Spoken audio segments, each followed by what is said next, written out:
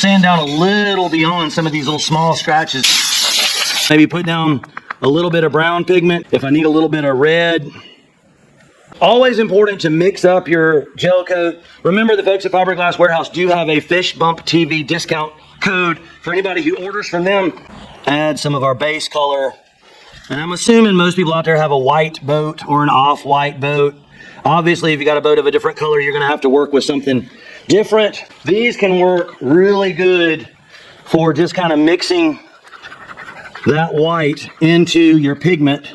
And that's gonna just thin your gel coat or your pigment down and make it a little bit easier to add small quantities. So pretty easy to take that and just a couple little drips and drops. Let's kind of see where we go. That's probably good enough to just get a general idea. You can see that's already moving toward an off-white. A lot of times a little bit of yellow seems to be something to get you in the neighborhood. You can see we've moved a little more toward the yellow.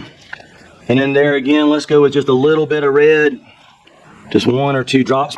You can see how quickly we just kind of walk that over from a base white, kind of brown, a little bit of yellow, a little bit of red. And sometimes you can kind of just hold the stick up there before you even touch it and see.